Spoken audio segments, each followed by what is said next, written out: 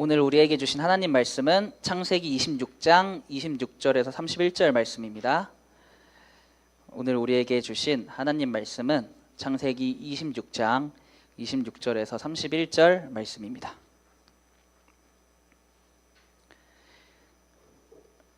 다 찾으신 줄 알고 봉독하겠습니다. 아비멜렉이 그 친구 아우삭과 군대장관 비골과 더불어 그랄에서부터 이삭에게로 온지라. 이삭이 그들에게 이르되 너희가 나를 미워하여 나에게 너희를 떠나게 하였거늘 어찌하여 내게 왔느냐. 그들이 이르되 여호와께서 너와 함께 계심을 우리가 분명히 보았으므로 우리의 사이 곧 우리와 너 사이에 맹세하여 너와 계약을 맺으리라 말하였노라. 너는 우리를 해하지 말라. 이는 우리가 너를 범하지 아니하고 선한 일만 내게 행하여 내가 평안히 가게 하였음이니라. 이제 너는 여호와께 복을 받은 자니라. 이삭이 그들을 위하여 잔치를 베풀매 그들이 먹고 마시고 아침에 일찍이 일어나 서로 맹세한 후에 이삭이 그들을 보내매 그들이 평안히 갔더라. 아멘. 흐르네라는 제목으로 박현선 목사님께서 말씀 전해주시겠습니다. 반갑습니다. 여러분, 저는 청년부를 섬기는 박현선 목사입니다. 오늘 함께 나눌 말씀의 제목은요, 흐르네입니다. 오늘은 우리가 이제 이삭의 이야기를 좀 함께 나누고자 합니다. 사실 오늘 말씀을 구조상으로 보면은 참 희한한 점이 한 가지가 있어요. 우리가 지난주였죠. 앞선 25장에서는 우리가 야곱의 탄생 이야기를 나누었지요. 우리가 성경을 읽는 독자의 입장에서 봤을 때는 당연히 이 야곱의 이야기가 계속 될 것이라고 생각이 되는데 갑자기 26장에서는 다시 이삭의 이야기로 돌아오게 됨을 보게 됩니다. 이에 대해서 좀 두 가지 견해가 존재를 하는데요. 첫 번째는 언약의 계승의 관점이라는 것입니다. 하나님은 이삭에게 아브라함에게 하신 그 언약의 말씀을 똑같이 하십니다. 제가 26장 3절과 4절의 말씀을 표준 세번역으로 다시 봉독해 드리겠습니다. 내가 이 땅에서 살아야 내가 너를 보살피고 너에게 복을 주겠다. 이 모든 땅을 내가 너와 너의 자손에게 주겠다. 내가 너의 아버지 아브라함에게 맹세한 약속을 이루어서 너의 자손이 하늘의 별처럼 많아지게 하고 그들에게 이 땅을 다 주겠다. 이 세상 모든 민족이 내 씨의 덕을 입어서 복을 받게 하겠다. 아멘. 하나님이 이삭에게 다시 한번 약속하신 그 언약의 말씀은요, 자손이 많아질 것이고 그리고 하나님이 약속하신 그 땅을 차지하게 될 것이라는 말씀이지요. 그리고 이삭에게서 야곱과 에서가 태어납니다. 우리가 이 말씀을 지난주에 나누었지요. 이제 야곱이 언약의 계승자로 이제 등장을 한 것입니다. 하지만 아직은 이삭이 살아 있기 때문에 언약의 중심은 야곱이 아니라 아직은 이삭이라는 것이에요. 창세기 26장은요, 이삭의 이야기가 거의 독립적으로 등장하는 유일한 장이기도 하거든요. 26장은 이삭이 아브라함으로부터 받은 그 언약을 실제로 어떻게 살아냈는지를 보여주는 데에 중점적으로 보여주고 있습니다. 그래서 그 모습을 보여주기 위해서 이삭의 이야기를 야곱과 에서 출생 이야기 바로 다음에 배치했다라는 견해가 첫 번째 언약의 계승의 관점이라는 것입니다. 그리고 두 번째는 이 야곱과 이삭을 대조적으로 보여주기 위함이라는 견해도 있어요. 이게 어떤 견해라고 한다면요, 우리가 지난주 나눈 말씀이 이제 25장의 말씀을 보면 지금 야곱이 사기를 쳐서 장자권을 빼앗게 되죠. 그러니까 어떻게 보면 야곱은요 25장에서까지는 갈등을 유발하는 자로 비추어지게 됩니다. 반면에 우리가 앞으로 나누겠지만 26장에서의 이삭은요 전혀 다른 모습을 보여줍니다. 계속 나누겠지만 이삭은 계속 빼앗기거든요. 계속해서 이삭은 야곱과는 전혀 반대의 모습을 보여주게 됩니다. 계속 양보하는 자로 묘사가 됩니다. 성경은 단지 시간의 흐름을 따라 이야기를 나열하는 것이 아니라 때로는 비교와 대조를 통해서 더 강한 메시지를 우리에게 전달하는 또 역할을 하기도 하지요. 보면 야곱은요 싸우고 그리고 얻는 자로 출발합니다. 하지만 이 싸움 때문에 야곱의 인생 전체가 얼마나 복잡하게 되는지는 우리가 뒷부분의 이야기를 통해서 알 수 있죠. 반면에 이삭은요 조금 다릅니다. 이삭은요 야곱과 다르게 양보하고 물러납니다. 그런데 놀랍게도 하나님은 바로 이 이삭과 함께 하시고 그 양보 속에서도 이삭에게 길을 열어주신다라는 것입니다. 성경은 이 이삭의 모습을 통해서 복의 방식이 세상과 다르다라는 것을 보여주고 있는 것이에요. 세상은 싸워서 빼앗아야 복을 누린다라고 말을 하지만요, 하나님은 물러섬 속에서, 양보 속에서, 순종 속에서 복을 허락하신다라는 것이지요. 그래서 창세기 26장은 야곱의 이야기를 잠시 멈추고 이삭의 이야기를 통해서 하나님의 방식이 무엇인지를 보여주려는 그 신학적 장치라는 것이 두 번째 견해입니다. 근데 여기까지만 보면, 두 번째 견해까지만 보면은 야곱이 너무 세상적인 사람으로 비춰지죠. 이 두 번째 견해에 제 생각을 조금 얹으면요, 우리 안에는 정말 다양한 사람들이 존재하지요. 우리 안에도요, 야곱 같은 사람이 있고요, 이삭 같은 사람이 있습니다. 제가 재미삼아서 그 MBTI 좀 찾아봤는데, 여러분, 야곱과 이삭의 MBTI가 어떻게 될 것 같아요? 속으로만 생각하셔도 돼요. 네. 제가 이제 뭐 당연한 소리지만 이거는 이제 정확한 건 아니고요. 보통 이삭을 INTP 혹은 ISFJ로 추정을 하더라고요. 그러니까 뒤에 세 개는 뭐 계속 바뀌긴 하는데 I의 성향을 가진 사람이라고 보통 이삭을 생각을 하고요. 야곱은 ENTJ로 추정을 하더라고요. 그러니까 확실히 다른 것은 이삭은 내향적인 사람이라는 것이고 야곱은 상대적으로 외향적이라는 것이죠. 근데 우리가 이제 지난주 나눈 말씀을 통해서 야곱의 모습을 살펴봤을 때는, 그러니까 집돌이였잖아요. 집에만 머무는 굉장히 내향형인 사람이었던 것이라고 생각이 드는데, 아마도 야곱은 성장하면서 이 성향이 조금은 바뀌게 된 것 같습니다. 저는 이 야곱과 이삭의 이야기를 대조적으로 보여줌으로 인해서 하나님은 이런 다양한 사람들에게 변함없이 하나님의 방식으로 하나님의 언약을 이루어가고 계시다라는 것을 보여주기 위함이 아닐까 싶습니다. 물론 야곱도 하나님을 만남으로 인해서 철저히 변화되긴 하지요. 사실 하나님을 만나 변화하는 게 핵심이겠지요. 중요한 것은 어떠한 이유로든 하나님이 우리에게 전하고자 하시는 메시지가 있다라는 것입니다. 오늘 말씀은요, 굉장히 간단한 이야기입니다. 이삭이 우물을 파는 이야기예요. 근데 한 번이 아니라 일단 정확하게 언급하는 내용만 보면 네 번 정도 파고요. 그리고 아브라함 시대까지 포함하면 최소 5번에서 최대 7번까지 우물을 팝니다. 근데 문제는 우물을 파는 것에서 끝나지 않았다라는 것이에요. 열심히 우물을 팠는데 이제 그 우물을 계속해서 빼앗기는 것이죠. 이삭이 정말 고생해서 우물을 팠는데 그 지역 사람들이 우르르 몰려와가지고 이거 원래 우리가 파려던 우물이라고 말을 하면서 이삭이 열심히 판 그 우물을 빼앗아 버립니다. 26장은요, 이 이야기의 반복이에요. 근데 먼저 알아야 될 것은, 그렇다면 이삭이 왜 우물을 팠냐라는 것이겠지요. 우물을 파는 것의 의미를 먼저 우리가 깨달을 필요가 있을 것 같아요. 여러분, 이삭이 우물을 왜 팠을까요? 일단 1차적으로는요, 물을 구하기 위함이에요. 살기 위함이라는 것이죠. 지금 이삭이 머무는 그 땅이요, 사막지대거든요. 그래서 물이 없으면은 살 수가 없는 지역이기도 하죠. 특별히 이제 이삭이 유목민이었는데 가축을 많이 키우던 유목민에게는 물이 반드시 필요한 것이죠. 가축을 먹이고 가족이 마시고 밥을 짓고 씻고 농사도 지으려고 한다면요, 반드시 물이 필요합니다. 게다가 이삭은 그 땅, 사막 지역에 잠시 머무르는 것이 아니라요, 그곳에 정착해서 살려고 했기 때문에 어쩌면 우물을 판다라는 것은 필수적인 일이었다라는 것입니다. 그러니까 요즘으로 치면요, 그냥 이제 뭐 전기, 가스, 뭐 이런 거 연결하는 거와 비슷한 거라고 생각하시면 좋을 것 같습니다. 다시 말해서 이삭이 우물을 판 이유는요, 그냥 필요한 것이기 때문이었어요. 우물을 파는 것이 선택이 아니라요, 생존의 필수 조건이었다라는 것이지요. 그런데 이 우물을 파는 게요, 결코 쉬운 일이 아니었다라는 것이에요. 지금 우리나라 지난주 이제 아까 기도로도 말씀하셨지만 지난주 비가 굉장히 많이 왔었죠. 그러니까 우리나라는 비가 심하게 많이 오면요, 하루에 200mm 올 때도 있어요. 그런데 오늘 본문 말씀의 배경이 되는 중동 지역은 좀 다르다라는 것이에요. 중동 지방은요, 1년의 강수량이 200mm 정도밖에 안 된다라고 해요. 그렇게 우물을 파도요, 물을 얻을 수 있는 확률이 굉장히 희박하다라는 것이죠. 그런데 거기서 끝이 아니에요.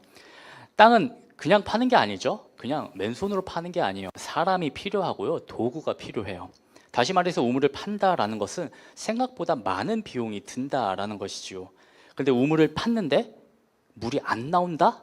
여러분 이것은요 엄청난 손해인 것이요. 그런데 지금 그 작업을 이삭이 하고 있는 것이죠. 근데 놀라운 것은요 이삭이 그 우물을 팔 때마다요 물이 터져 나오는 축복을 얻었다라는 것이에요. 성경은 이에 대해서 하나님이 이삭에게 복을 주셨기 때문이라고 분명히 말씀하고 있습니다.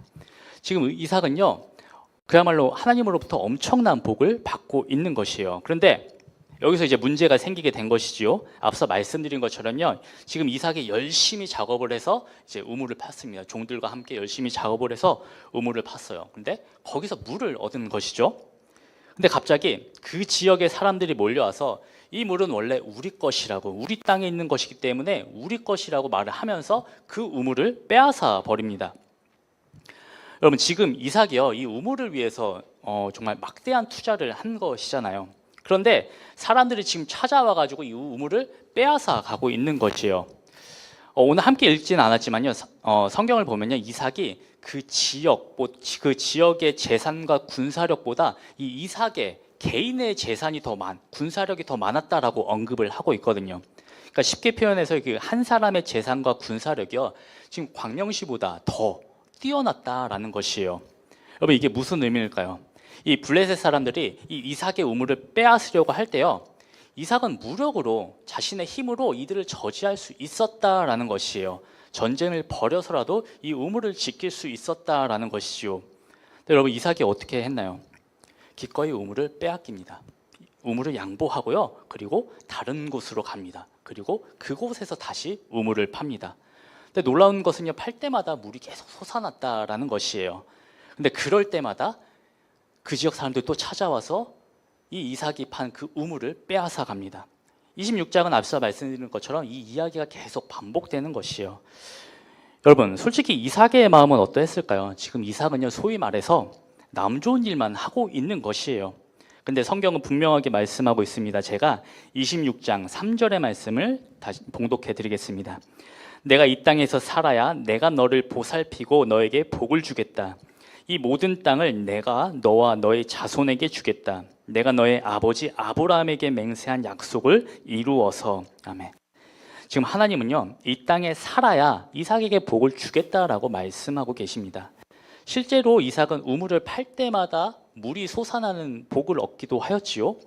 그런데 성경은 농사를 지어서 100배의 수확을 얻었다라고 말씀하고 있습니다. 근데 여러분 이삭은요 유목민이거든요. 농부가 아니에요.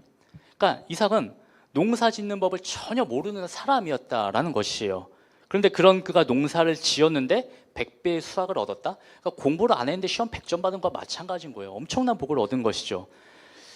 우리가 꿈꾸는 가장 이상적인 복의 형태가 이런 것 같아요. 내가 노력을 했을 때 그 이상의 무엇인가를 얻는 것. 일단 우선적으로 내가 차고 넘쳐나는 것이 우리가 생각하는 가장 이상적인 복의 형태인 것 같습니다. 그러니까 우리가 먼저 내 안에 복이 차고 넘쳐야지 그럴 때 우리도 남을 돌아볼 여유가 생긴다라는 것이에요. 그래서 하나님이 말씀하신 그 이웃 사랑도요 먼저는 내가 여유가 있어야 하는 것이고요 내가 여유가 없으면 이웃 사랑의 명분도 없는 것이고 별로 돕고 싶은 마음에 여유도 안 생긴다라는 것이에요. 이것이 우리가 생각하는 복의 정의, 축복받은 인생이라는 것이지요. 근데 하나님이 말씀하시는 복의 정의는 여기서 끝나지 않는다라는 것이에요. 이삭이 우물을 빼앗기는 그 과정마저도요 하나님이 주시는 복이라는 것이에요. 뭐 이게 무슨 멍멍이 소린가 싶죠? 오늘 본문 말씀 26절과 27절의 말씀을 보면요 지금 이삭이 엄청난 부와 명예를 쌓았죠. 근데 그 모습을 보고 두려워했던 이 블레셋 장관들이 이삭을 찾아오게 됩니다. 이 블레셋 사람들이 아무리 생각해봐도 이해가 안 되는 거예요.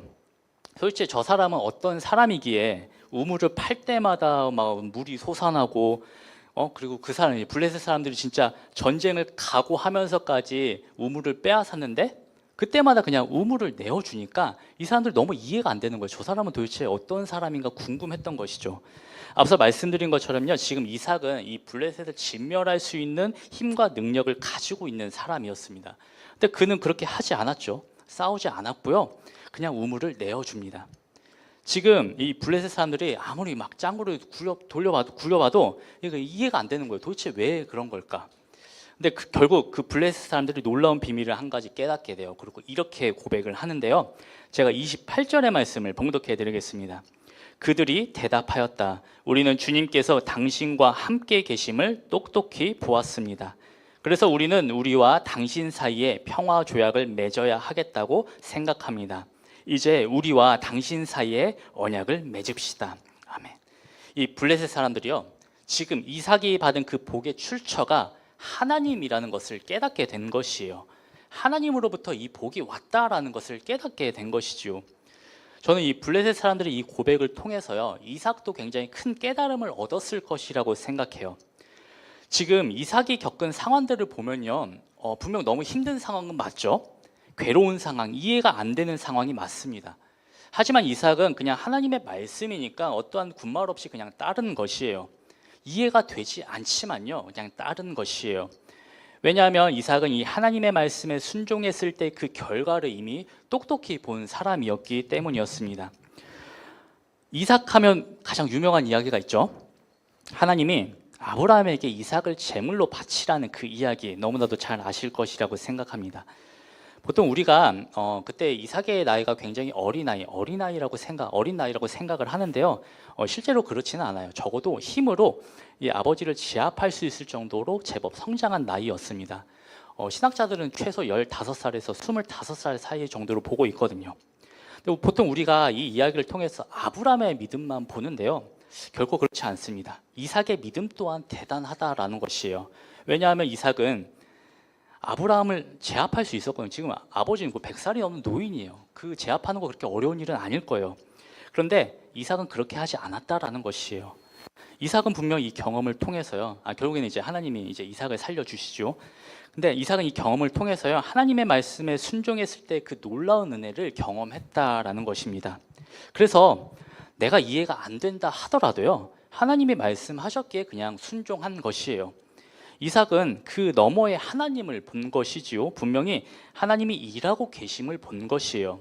그런데 블레셋 사람들의 이 고백을 통해서요, 이삭은 마침내 하나님이 주시는 그 축복의 온전한 의미를 깨달았다라는 것이에요. 여러분, 이삭이 무엇을 깨달았다라고 생각하시나요? 이삭은 이 하나님의 이 말씀을 온전히 깨달은 것이요. 제가 4절의 말씀을 봉독해 드리겠습니다. 너의 자손이 하늘의 별처럼 많아지게 되고 그들에게 이 땅을 주겠다. 이 다음이 핵심입니다. 이 세상 모든 민족이 내 씨의 덕을 입어서 복을 받게 하겠다. 아멘. 이삭은요, 세상의 모든 민족이 너로 말미암아 복을 받게 될 것이라는 이 하나님의 말씀을 깨달은 것이에요. 하나님이 주시는 이 복이라는 것이요, 나 혼자만 누리는 것이 아니라 흘려보내는 것이라는 것을 지금 이삭은 깨닫게 된 것입니다.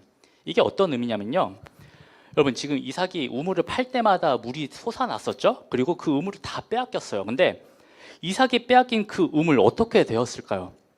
그 우물을 통해서요, 수많은 사람들이 생명을 얻었을 것이에요. 그 우물을 통해서 가축들 그리고 식물들이 잘 자라날 수 있었겠지요. 그 사람들이 팠을 때는 그 우물에서 물이 터져 나오진 않았을 거예요. 근데 이삭이 그랬을 때 물이 터져 나왔죠. 결과론적으로요, 이삭이 우물을 빼앗김으로 인해서요, 수많은 사람들이 살아날 수 있었다라는 것입니다. 그런데 거기서 끝나는 것이 아니죠. 이 모든 과정을 통해서요, 그 이방 사람들조차 하나님을 경험하고 하나님을 고백하게 되었다라는 것이에요. 사랑하는 청년 여러분, 바로 이것이 오늘 말씀을 통해서 하나님이 우리에게 주시는 놀라운 축복의 비밀이라는 것입니다. 이것이 우리 그리스도인이 살아가는 방식이라는 것이지요. 나 혼자만 소유하고 나 혼자만 가지는 것이 아니라요, 흘려보내는 것, 이것이 바로 그리스도인이 살아가는 방식이라는 것입니다. 여러분, 웅덩이에 고여있는 물은요, 시간이 지나면 지날수록 탁해지고 결국엔 썩어서 악취를 풍기게 되죠. 결국에는 아무런 생명도 품을 수 없는 죽은 물이 되고 맙니다. 하지만 끊임없이 흐르는 물은요, 가는 곳마다 생명을 불어넣습니다. 목마른 자에게는 시원함을 주고요, 주변을 푸르게 만들기도 합니다. 흐르는 물은 곧 생명 그 자체라고 말할 수 있다라는 것이지요. 사랑하는 청년 여러분, 우리 주님이 여러분에게, 우리에게 원하시는 삶이 이러하다라는 것이요. 쉽게 말하면 그냥 밑 빠진 독에 물 붓는 인생이 바로 우리 주님이 우리에게 원하시는 인생이라는 것이지요. 복이 내 안에 머물러 있게만 하는 것이 아니라요, 통과시키는 것, 흘려보내는 것, 그것이 우리 주님이 보여주신 삶이고 우리 주님이 우리에게 원하시는 삶이라는 것입니다. 그래서 그 흘려보냄을 통해서 생명이 살아나는 것, 그것이 우리 주님이 우리에게 원하시는 삶이라는 것이지요. 하나님이 여러분에게, 우리에게 간절하게 원하시는 삶, 그 삶을 살아내는 우리 모두가 되기를 간절히 소망합니다. 말씀을 맺겠습니다. 사랑하는 청년 여러분, 사실 오늘 말씀의 메시지는요, 지난주 말씀을 통해서 나누었던 메시지와 동일합니다. 우리는 복을 받은 사람들이지요. 근데 그 복을 우리 안에서 머무는 것이 아니라요, 그 복을 흘려보내는 삶을 살아야 된다라는 것이에요. 근데 우리 주님이 원하시는 이런 삶을 깊숙이 들여다보면요, 손해보는 인생인 것은 분명해요. 참 바보 같은 인생이라는 생각이 들기도 하지요. 도대체 우리 주님이 우리에게 왜 이러한 삶을 요구하시는지 의문점이 들기도 합니다. 여러분, 주님이 왜 우리에게 이런 삶을 요구하시고 우리는 왜 이러한 삶을 살아야 되는 것일까요? 되게 복잡한 이유가 있을 것 같지만요, 사실 이유는 간단합니다. 여러분, 먼저 우리는 복을 누리고 있는 사람들입니다. 그리고 그 복을 이어가는, 흘려보내야 하는 사람들입니다. 다들 아멘이시지요? 근데 그 복이 어디서부터 왔느냐? 오늘 말씀은요, 우리에게 이 질문에 대한 깨달음을 주시는 것이에요. 우리가 복을 흘려보내기 위해서는요, 우리 주님이 원하시는 그 복을 흘려보내는 인생을 살아가기 위해서는요, 우선적으로 우리에게 복이 지속적으로 채워져야 됩니다. 근데 그 복이 어디서부터 오냐라고 한다면요, 하나님이 지속적으로 그 복을 부어주실 때, 채워주실 때 가능하다라는 것이에요. 하나님이 주시는 그 복이 없으면요, 우리는 아무것도 아닌 존재라는 것이지요. 그리스도인에게 복은요, 하나님이 주시면 있는 것이고요, 하나님이 주시지 않으면 없는 것이 우리 그리스도인들에게 복의 개념입니다. 그렇게 우리는 더욱더 간절히 하나님을 바라볼 수밖에 없다라는 것이죠. 더욱더 간절히 하나님의 은혜를 구하며 살아갈 수밖에 없다라는 것입니다. 이삭처럼요, 말씀 너머에 지금도 일하시는 그 하나님을 신뢰할 수밖에 없다라는 것이죠. 사랑하는 청년 여러분, 우리가 그렇게 우리의 모든 복의 근원이 하나님으로부터 온다라는 사실을 깨닫게 되면요, 우리는 우리 주님이 원하시는 흘려보내는 삶을 살 수 있을 것입니다. 아니, 그런 삶을 살아갈 수밖에 없다고 저는 믿습니다. 우리는 다들 복 받고 싶어 하죠. 그리고 그 복이 내 안에서 떠나지 않기를 원합니다. 하지만 오늘 말씀을 통해서 우리 주님은요, 우리 안에 그 복이 머무는 것이 아니라요, 우리를 통해서 그 복이 흘려나가기를 원하신다라는 것입니다. 하나님이 채워주시면 있고 채워주지 않으시면 없는 그 복, 받은 그 복을 흘려보내야 하는 삶, 흘려보내기에 우리에게는 더 이상 아무것도 남아있지 않다라고 생각될 때마다 다시 그 복을 채워주시는 그 하나님의 은혜, 이러한 삶이 우리 주님이 우리에게, 여러분에게 원하시는 삶이라는 것입니다. 어쩌면 세상은요, 이런 인생을 살아가는 우리를 보면서 바보 같다라고 말할지도 모르겠어요. 멍청이들이라고 말할지도 모르겠습니다. 하지만 이 안에 진정한 행복과 기쁨이 있음을 고백하는 우리 모두가 되기를 간절히 소망합니다. 그래서 우리 주님이 원하시는 인생, 그 인생을 살아내는 우리 모두가 되기를 주님의 이름으로 간절히 축원합니다.